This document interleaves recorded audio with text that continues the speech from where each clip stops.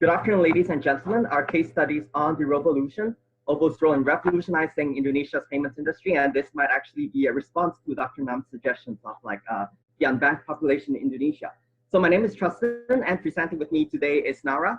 Our team is a combination of our national symbol, the Indonesian Garuda, as well as our university mascot, the Yonsei Eagle. And if you notice, we're in fact wearing the national attire today, the batik. So before we begin, let me take you through our presentation. We shall begin with an overview of our company, OVO, as well as its background, contextualizing the region, the country, and the industry. We've identified 3 turning points for OVO, corresponding to its past, present, and future. In the final part of our presentation, we will examine the reasons behind OVO's accomplishments, the remaining challenges, suggestions for OVO, as well as other companies that would like to emulate their success. OVO is a digital payment or e-wallet company from Indonesia, most well known for its generous cash rebate program known as cashback. The way OVO works is easy. It has a simple interface, although it's in Indonesian. You can conduct transactions by simply scanning a barcode at the cashier, and you can also make online payments. OVO may be used for many different occasions: dining at a restaurant, buying consumer products, hiring a car, or even paying your electricity bills. It is also very convenient to recharge. You can do it through mobile banking, going to a convenience store, or even topping up with your taxi driver. And having explained what OVO is, we shall turn to look at where this company stands today. Within 2 years, OVO has shown remarkable performance. It was announced by Rudiantara, the Communications and Information Minister, as Indonesia's newest unicorn startup and its first in the fintech sector. As you can see in the figures, OVO is now all over the country, and in a Jakarta Post report 2 months ago, OVO was once again crowned Indonesia's most popular payment option. OVO is the brainchild of the Lippo Group, a highly successful conglomerate, which is somewhat like an Indonesian version of the Cebong.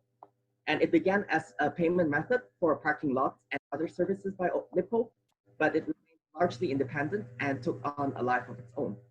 We've identified 3 major turning points of the company over the last 2 years, which we will be going through. To put OVO's achievements in perspective, here are a few figures for a reference. The annual transaction grew by a whopping 27.7 times within the last 2 years alone. While Lippo Group is no longer the majority owner, we will talk about the other shares taken up by other companies in the later part of our presentation. OVO's addressable market is also a promising one, projected to increase by 50% this year alone. Now we shall look at things from a wider perspective. It is the 8th of August today, and coincidentally, the 53rd anniversary of the Association of Southeast Asian Nations. So on this occasion, we will wish you a happy ASEAN Day and also talk about how Southeast Asia is an emerging market. Indonesia is the largest economy in this region, newly classified by the World Bank as an upper middle income country this year. And it also has a growing middle class with a greater purchasing power. Moreover, an article on the Jakarta Post from last month predicted that Indonesia would become the world's next digital payment battleground. And indeed, e-wallets have become the 3rd most popular method apart from credit cards and banking. Here are a few of OVO's competitors for a reference, and you can see OVO is far ahead of its peers. Now that I've laid out the background information of our company, I shall pass the time to Naura, who will take you straight into our case. Thank you, Truston. We took quite some time to explain the contextual information of OVO and its market. This is because not everyone is aware of digital payment industry, the Indonesian economy, or the Southeast Asian region. OVO has succeeded with a seemingly impossible business model known as cashback, as we will revisit shortly. As an e-wallet, they have been facilitating the shift toward a cashless economy. Everyone in Indonesia knows about OVO. It is probably even more well-known than Twitter and Uber. But because it operates only in Indonesia, OVO is not well known outside the country, and this is exactly why we believe that OVO is a case study worth exploring. There are 2 recurring themes to our presentation related to the evolution of OVO business model: the heavy investment and high integration. Our research is based on the first-hand experience as users, secondary sources, stakeholders interviews, and a mini survey. We survey over 100 youngsters, interview a banker, a retail business owner, and even the PR department of OVO itself. We try to find out how OVO succeed and what we can learn from them. Now we will discuss about 3 critical OVO's turning point. The first turning point is the launch of cashback, which we call revolutionary business model. For a certain percentage of expenses, Users may get rebates in the form of cash equivalents of points, sometimes up to 50%. This is still the most attractive feature for users. Not only did it encourage more people to join OVO, it has also incentivized existing users to consume more. In a mini survey with 100 students, most of our respondents answered that cashback is the main reason that made them use OVO. OVO's advantage is that they started this SIM early, which gave them an edge over their competitors. The second turning point is Grab and Tokopedia. These two major partnerships mark the beginning of OVO's remarkable performance in the following years.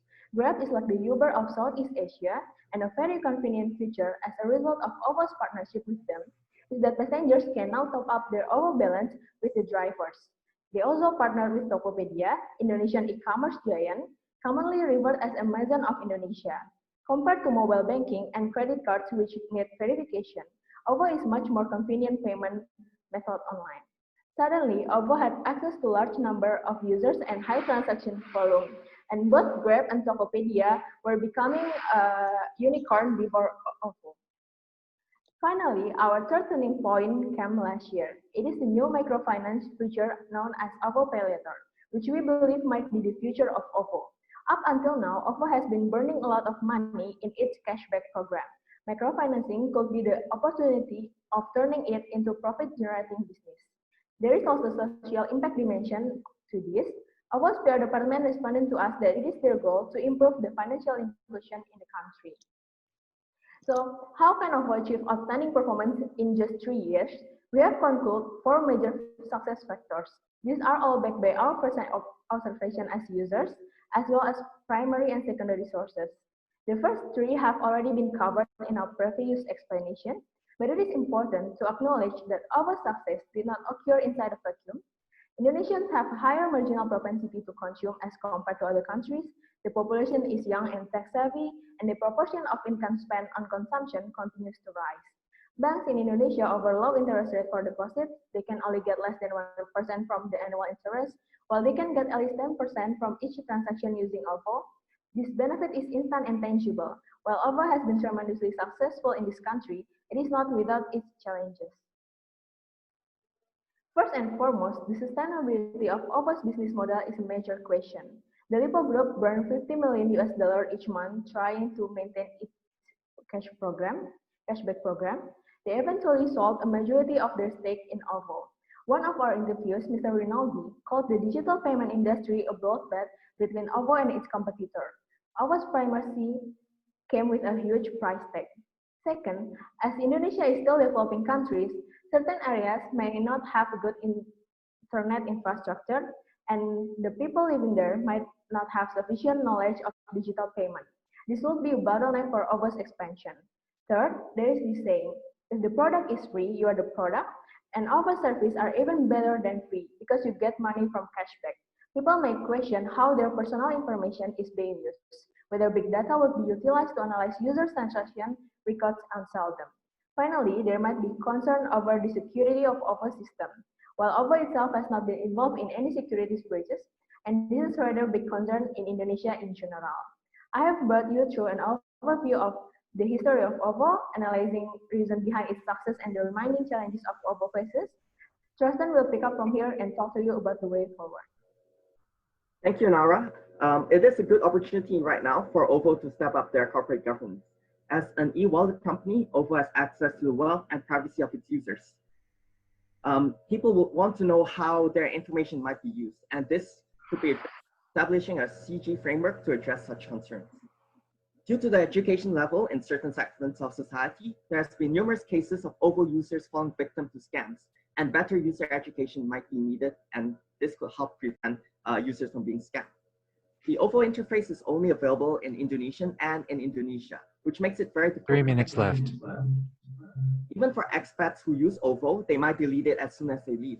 So when OVO has a greater coverage across the region, like Apple Pay, for example, it's even more convenient for its users and more indispensable. And when OVO becomes so entrenched, they need not attract customers through cashback programs. Of course, expanding overseas will require the adoption of multiple currencies in its system, which would be a major hurdle for OVO. Finally, we are here to share 2 of our biggest takeaways from OVO. Heavy investments may be worthwhile, but it must be spent wisely and wisely and on the right place. Cashback itself is the most effective form of advertisement since it gives users tangible benefits and instant gratification, as what Naura has said. And for this, however, we must also take note that OVO's success has a lot to do with the tremendous amount of support it had from Lippo Group in the beginning. Without this, OVO might not be able to survive and thrive until this day. At the same time, brands may also try to remain relevant instead of providing one-off goods or services. As we can see in the case of OVO, they are now entrenched in the daily lives of because of its partnership with all these different merchants, and you simply could not live without OVO. To summarize, our case is significant because of the fact that OVO is a hidden gem. It's a homegrown unicorn in Southeast Asia, a champion in Indonesia, but not known outside, and most importantly, how they succeeded with an impossible business model. It is also a timely one because OVO is facilitating the trend towards a cashless economy. It now stands at the pinnacle of the industry in Indonesia and is making a move towards the microfinancing sector.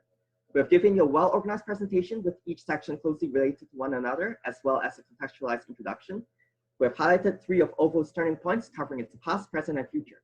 We've also provided you with insights backed by our own research of previous reports. And most importantly, we have distilled 2 key lessons, which we believe could be useful for other companies. We believe that OVO's story is significant because it's a combination of a few factors: the company, the industry, the economy, and the regional market. OVO has been remarkably successful as an Indonesian brand, transforming the digital scene of payments in the country. They've already claimed the throne in Indonesia, and we look forward to see the new heights they might reach. We believe that they'll be one of the Asian rising stars to keep an eye for. Thank you for listening, and we'll now open the floor to questions. We've tried to keep our presentation as short as possible, so let us know if there's anything that you'd like us to expand on, and we'll be more than happy to. Thank you for listening.